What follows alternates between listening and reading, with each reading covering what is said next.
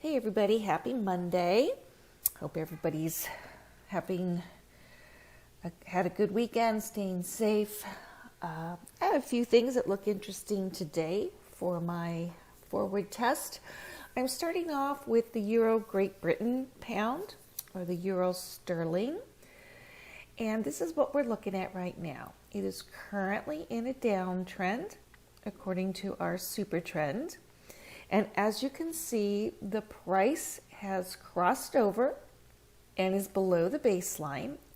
It actually crossed over 2 candles ago for the first time, but at that time, our ash was not in agreement here. So we didn't take that trade. And then we didn't have agreement occur until just today with today's candle. So we are going to be in a position now to take a short on this trade.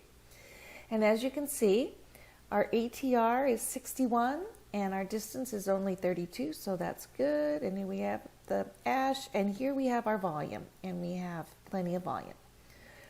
So I will be taking a sell on that. The next one that I'm looking at is Great Britain Swissy. So let me go down and show you what that looks like. All right, so this is a similar situation. We have had a while that our super trend has been, showing us or guiding us to buys. The price has just crossed over and is closing above the baseline. We have a fresh change on our ash, and we have plenty of volume to support it. So in this case, I will be taking a buy for that. The next one is our USD CAD. Let's see what's going on there. Okay, again, we're kind of in a consolidation here, so I'm not as excited about this one, but I'm trying to follow the rules of my system. And my rules say, super trend says sell, price is crossed below the baseline. We have a sell on our ash, and we have volume. So I am going to sell. Now the other one that I was looking at was the Euro Swissy. However, there's an issue with that. Let me pull that up for you so you can see that. Okay, as you see, this is very, very close to triggering a change in our super trend. However, it's not there yet. When this price line goes above this super trend line, it will actually switch over to the green trend. And as you can see, it has gone up that far, but it's dropped back below again. So right now we are not allowed to take the trade because our super trend has not switched over. And we still have about 25 minutes to go until the candle closes. So it may or it may not switch. But if it does, and we have super trend giving us a buy signal, you can see that it is confirmed by ash, and we have lots of volume. However, a couple of issues here.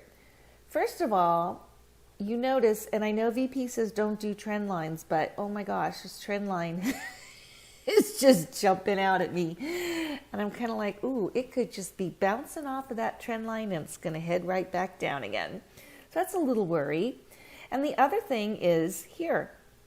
It is our distance. Our ATR is 24 and our distance is 27. So it is already past 1 ATR above our baseline. So for those reasons, I'm certainly not going to jump into it right now. And I don't even know if this turns, before the candle closes into that green super trend. It has already gone more than 1 ATR, so I think I will pass on this one.